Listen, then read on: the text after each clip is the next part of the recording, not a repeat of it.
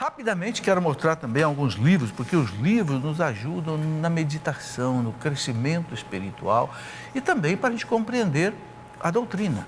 O último livro que eu escrevi foi esse, Problemas no Casamento, porque recebo muitas e muitas perguntas sobre questões no casamento, principalmente das mulheres. Problema de traição, problema de relacionamento sexual, problema de parentes. Nossa, são tantos e tantos problemas que eu separei por capítulo, deu mais ou menos aí uns 14 capítulos, ok? Gosto muito de recomendar esse livro do glorioso São José. Quem é São José? Esse pai da igreja, patrono universal da igreja, o glorioso, bendito São José, que Santa Teresa d'Ávila dizia, né? Santa Teresa, doutora da igreja, dizia assim: nunca numa festa de São José eu pedi algo a ele que eu não tenha sido atendida. Palavra de uma santa doutora, né? A luta contra a depressão. Eu escrevi esse livro também porque recebo muitos e muitos e-mails de pessoas com problema de depressão. Inclusive já fiz pregações aqui na Canção Nova sobre depressão e aqui eu coloquei também num livro, não é? Como enfrentar a depressão, principalmente no aspecto psicológico e no aspecto espiritual. Evidentemente, eu não entrei na parte médica, porque eu não sou médico, mas recomendando também que a pessoa tenha também um tratamento médico, psiquiátrico, né? Tem que juntar o psiquiatra, o psicólogo e Deus, para você enfrentar essa questão que é muito séria, a questão da depressão. Bom, estamos aí às vésperas do Dia das Mães, né? Educar pela conquista e pela fé. Como educar meu filho? Aqui é um livro que eu escrevi com a minha experiência de 40 anos de casado, 5 filhos, 10 netos. Graças a Deus, todos os nossos filhos estão casados, estão na igreja, estão em paz, né?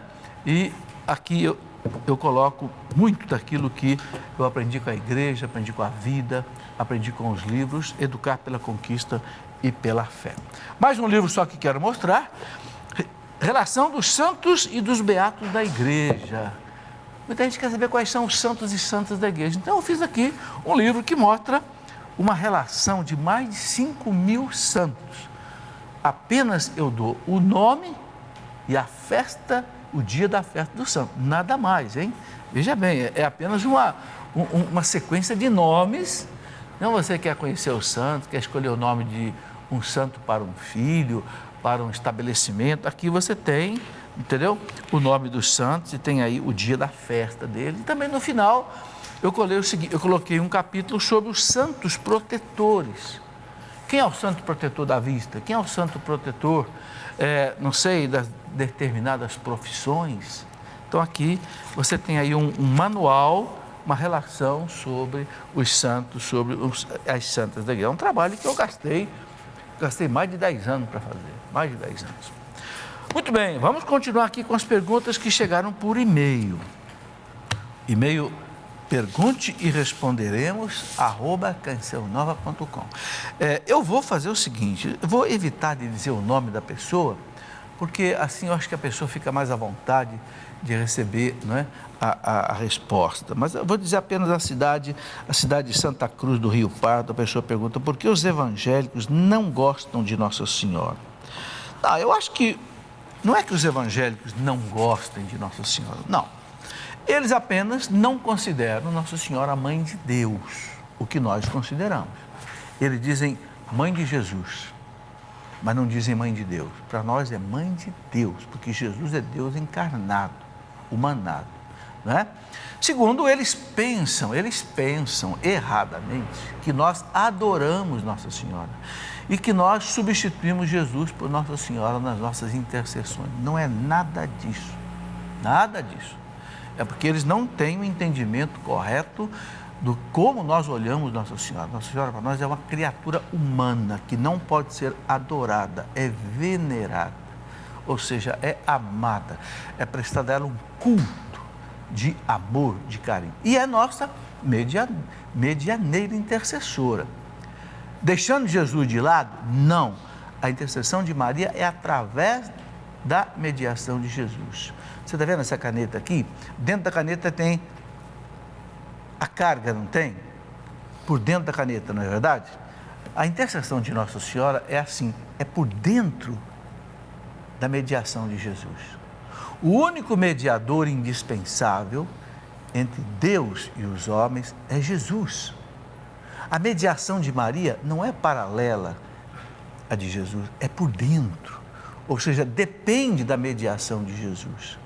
Se não houver a mediação de Jesus, a mediação de Maria não teria nenhum poder, nem de Maria, nem dos anjos, nem dos santos. Deus quer que existam as mediações auxiliares.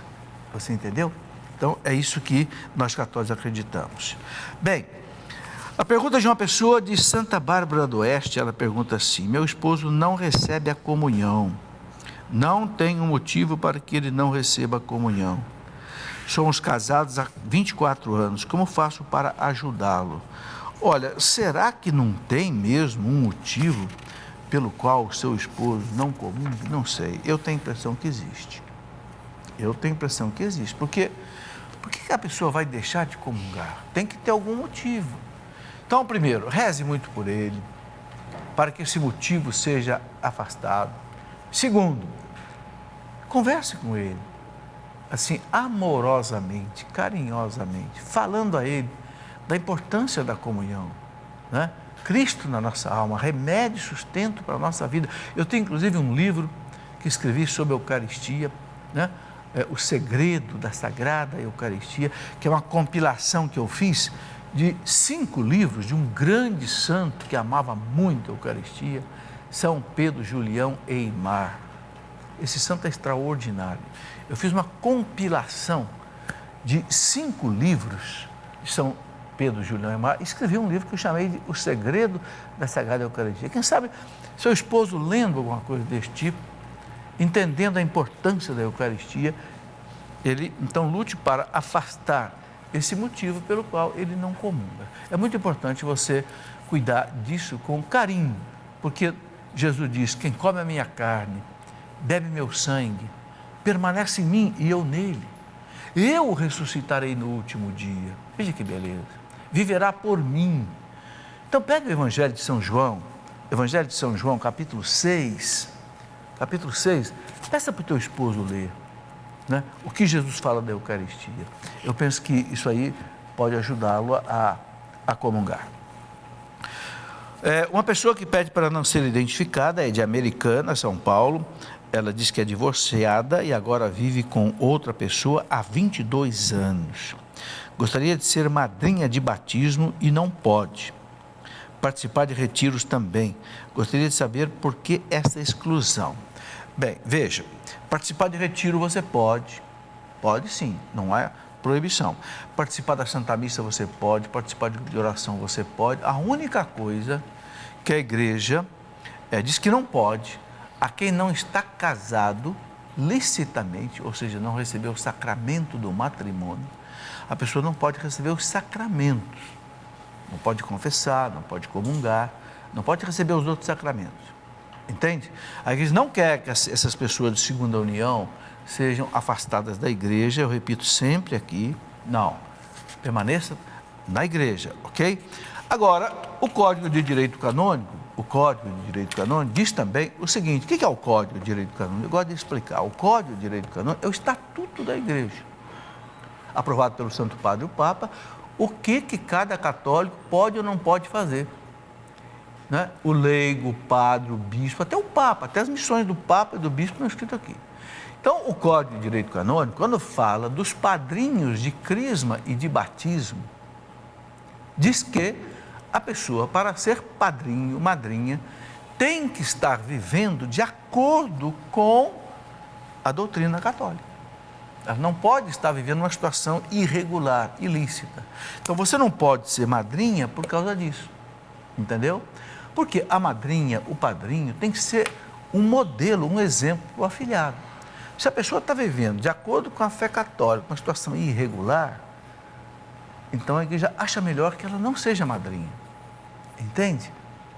Assim como a igreja não põe no altar alguém que não é santo, porque não serve de exemplo, Mesma coisa o padrinho, a madrinha para o afilhado. Bem, uma pergunta que vem da cidade de Casabranca, em São Paulo. Quer saber se há alguma restrição da igreja quanto à doação de órgãos. Não, não há. Dentro daquilo que a medicina autoriza, a igreja também autoriza, inclusive a igreja diz que é meritório, é um ato de caridade. Evidentemente, o que a igreja não quer é que se faça comércio. Tem gente querendo vender rim, né? Tem gente querendo vender parto, isso não pode. Mas por caridade, você doar um rim, o médico achar que você pode doar um rim, não tem prejuízo para você, pode doar. Entende? Eu, por exemplo, tenho transplante de córnea nas duas vistas. São pessoas que morreram e cuja córnea foi transplantada na minha vista, senão eu não estaria enxergando hoje. Já fiz 4 cirurgias de transplante de órgãos. Já tem 4 pessoas que faleceram e que doaram seus órgãos para mim, suas córneas para mim. Então, a igreja não proíbe, ao contrário. Uma pergunta que vem do Rio de Janeiro, a pessoa diz assim: o sacramento do matrimônio pode ser recebido em uma cerimônia realizada num salão de festa ou deve ser recebido somente na igreja? O que é certo? O que a igreja fala? Bem, a igreja fala o seguinte: o sacramento do matrimônio deve ser celebrado, em princípio, na igreja matriz da paróquia. É o que está no Código, de novo, volto no Código de Direito Canônico. Se você conferir aqui no Código de Direito Canônico, vai dizer que o casamento deve ser celebrado na paróquia e na matriz da paróquia. Eu falei que tem matriz, tem as outras igrejas da paróquia, que são as capelas, não é? Então, a cerimônia deve ser na igreja, porque é um ato religioso. Você entende? Agora, se não tem condição de celebrar na igreja, ou se não tem igreja, não tem capela, aí quem é que pode autorizar, excepcionalmente, uma celebração fora da matriz da paróquia é o pároco ou o bispo. Aí ele pode dizer: não, eu te autorizo você casar lá na capela da fazenda, lá na capela do sítio. Aí, mas você tem que ter autorização da paróquia. Do pároco, evidentemente, ele vai estar orientado pelo bispo se deve ou não autorizar. Bem, uma pessoa de Amparo, em São Paulo, pergunta, ela viu no YouTube que outros países estão colocando um chip nas mãos das pessoas, substituindo dinheiro, cartão, etc. A mesma quer saber se isto é verdade. Bom, eu penso que isso aí já está acontecendo sim, né? Mas é um tipo de identificação. Ao invés da pessoa usar a carteira de identidade, a pessoa pode usar um chip na mão, né? E ela passa esse chip num sensor e o sensor lê o seu RG, lê, etc, etc, etc. Bom, em princípio, não tem mal. Não tem mal, é uma tecnologia. Agora, se isto começar a ser usado contra a pessoa humana, por organizações, aí pode ter certeza que a igreja vai nos avisar. Então, o que eu recomendo? Eu sei que muita gente, não, mas não é lá aquela marca da besta na testa, os chips na mão, na testa, quem não tiver a marca da besta na mão, não vai poder comprar, não vai poder vender. Calma, calma. Em princípio, o chip é um desenvolvimento tecnológico que a igreja aprova. Tem chip no telefone, tem chip no computador, tem chip em tudo que é lugar hoje. O mundo hoje não funciona sem chip, a verdade é essa. Então o chip é bom. Agora, pode alguém pegar o chip e querer usar o chip de maneira inadequada.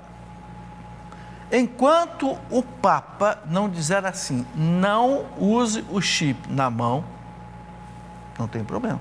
Pode ter certeza, gente, que o Papa é extremamente informado. O Papa tem, eu gosto de dizer isso daqui, o Papa tem, na Pontifícia Academia de Ciências do Vaticano, 25 cientistas que são prêmios Nobel.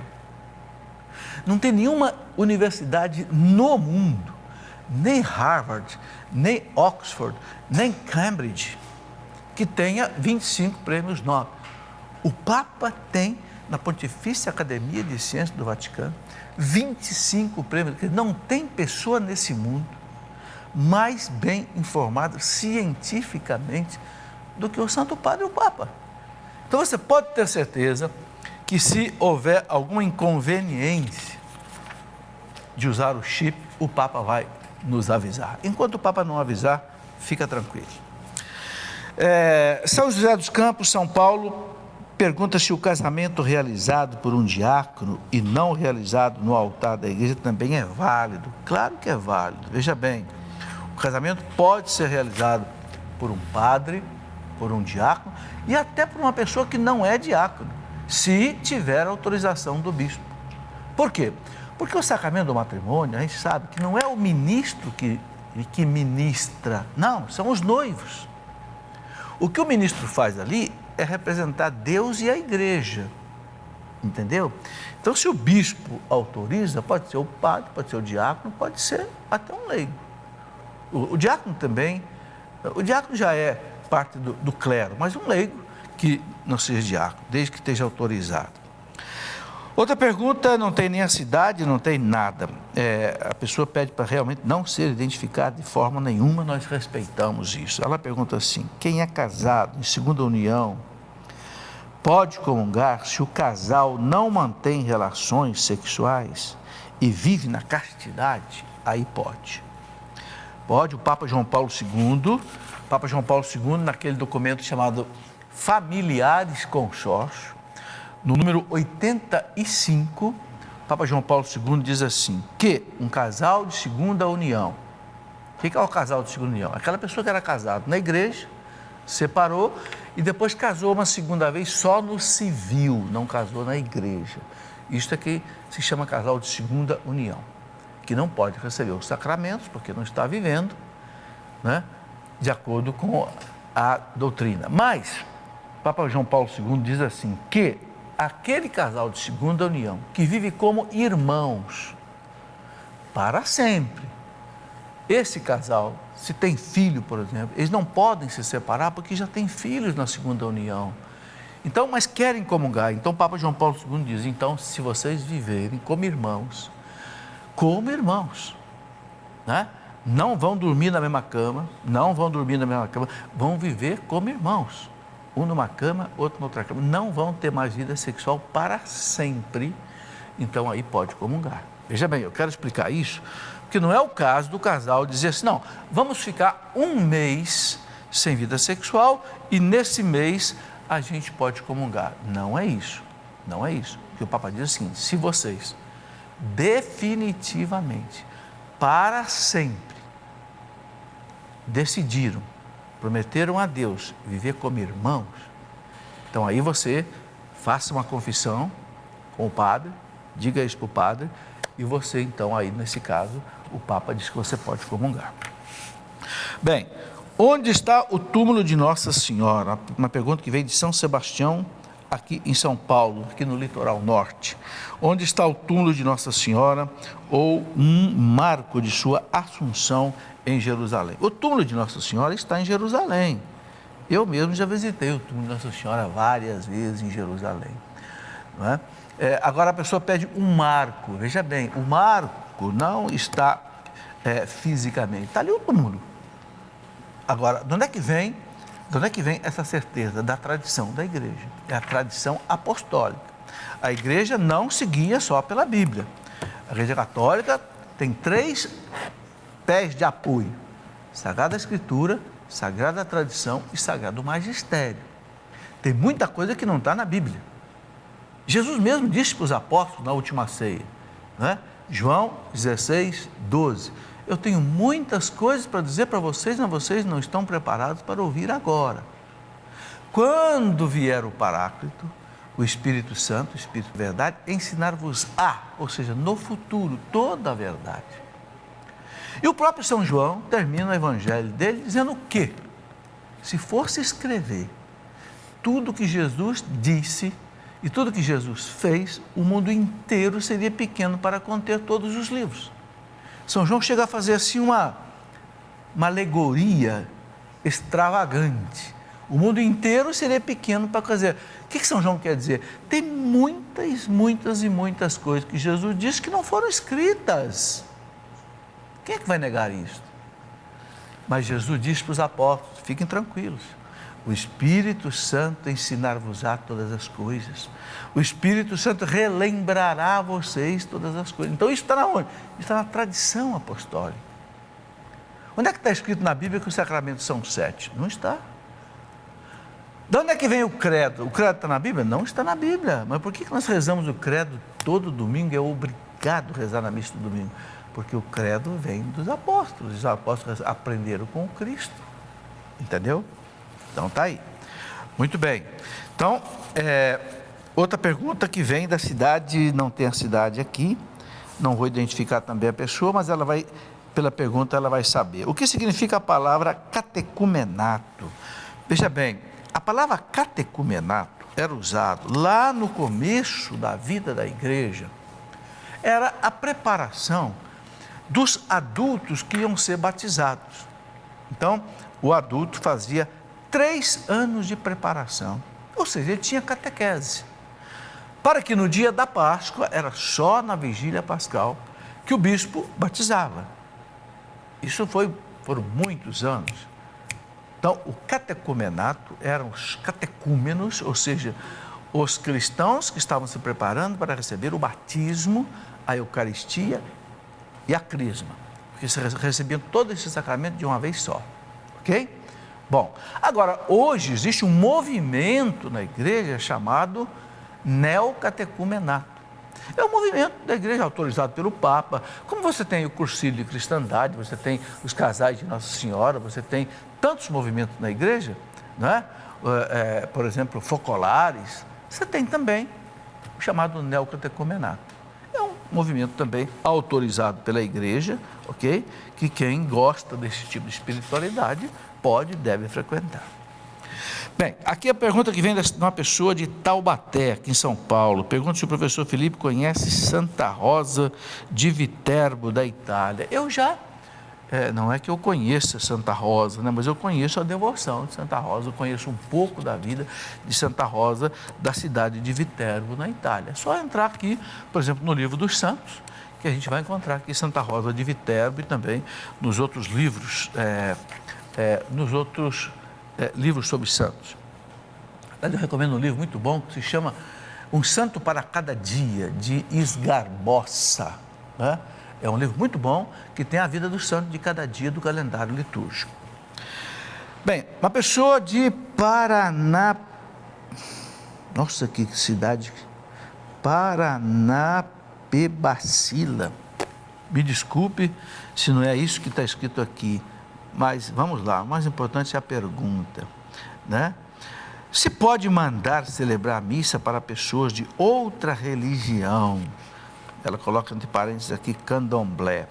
Veja bem, se essa pessoa foi batizada, ou seja, né, ela está inserida na igreja, se ela tinha fé católica, você pode mandar celebrar a missa por ela. Por que eu estou falando isso? Porque, infelizmente, tem muito católico que, por ignorância, às vezes não é por maldade, e a gente não pode nem julgar, às vezes é por ignorância.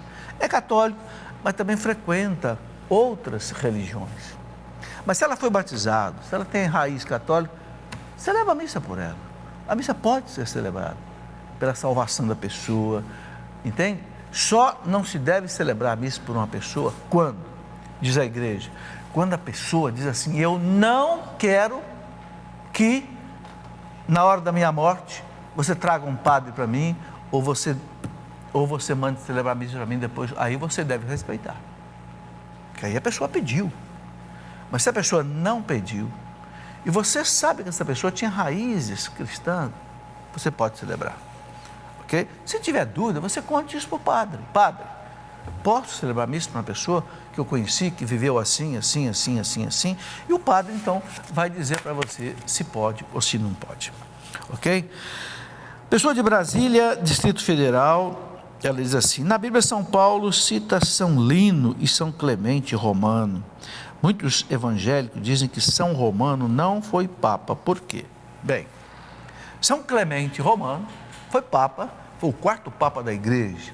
Pedro, Lino, Cleto, Clemente. O 4º papa da igreja, foi papa lá mais ou menos do ano 90 até o ano 100.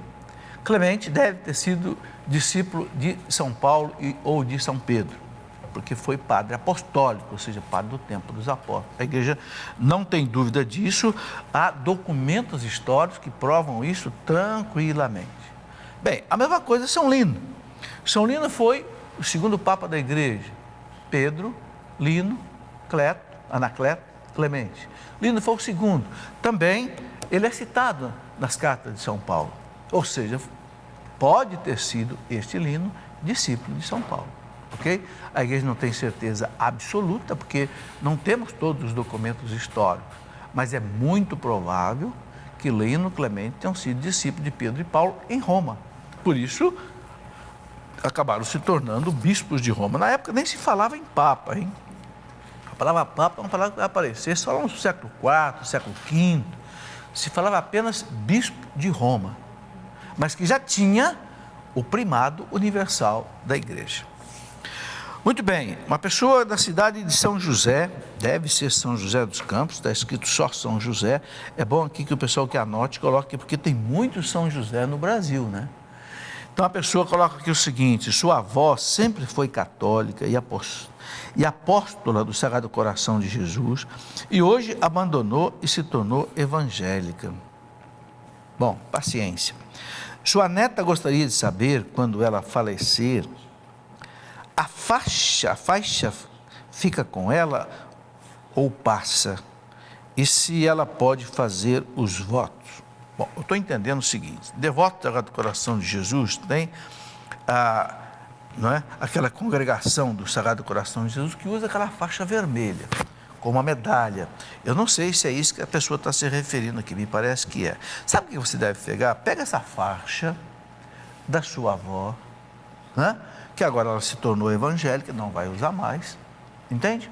E você leva lá para a congregação, de onde ela recebeu essa faixa. Você fala: olha, minha avó, infelizmente, mudou de religião, eu quero devolver a faixa dela. Eu penso que seja o melhor. Se ela pode fazer os votos, eu estou entendendo aí, se é a neta que pode se tornar devota do coração de Jesus. Se for isso, claro que pode, não há impedimento nenhum para isso, tá bem? Muito bem, dona Ellen está me dizendo aqui que é para encerrar o programa. Vamos obedecer. Olha, já está na hora, já são quase 4h30, está na hora de encerrar o programa. Vocês viram que nós respondemos, graças a Deus, uma boa quantidade de perguntas que chegaram por e-mail, uma boa quantidade de perguntas que chegaram por telefone, ok? Então eu peço a você paciência, que nós vamos nos próximos programas continuar respondendo. Está aqui, ó, a gente não vai jogar fora não, vai ficar guardado, vou colocar o clipes aqui, né? O que já respondeu está aqui, o que não respondeu está aqui, volta para o programa que vem, entendeu? Rapidamente, eu quero dizer de novo, das duas coleções que eu gravei, um curso bíblico de 140 horas, eu gastei 3 anos explicando cada livro da Sagrada Escritura. É claro que é um curso para você fazer devagar. É a editora Cleofas que tem esse curso. E depois um curso sobre o Catecismo da Igreja Católica, onde eu gravei 40 horas explicando página por página do Catecismo da Igreja Católica. Por quê? Porque, gente, nós católicos temos que andar com esses 2 documentos na nossa bolsa. Eu digo, é o meu kit. Junto com ele eu carrego o Código de Direito Canônico, que é o Estatuto da Igreja. Aí, meu amigo, ninguém vai me enganar, tá certo? Ninguém vai te enganar, pode ter certeza, ok? Voltaremos, se Deus quiser, na próxima sexta-feira. Aliás, sexta-feira que vem não vai ter o programa, porque, foi bom lembrar, dia 18, não é? Porque teremos a missa, 16h, do acampamento da obra de Maria, ok? Mas o programa vai continuar aí nas outras sextas-feiras subsequentes. Fique com Deus, que Nossa Senhora te abençoe.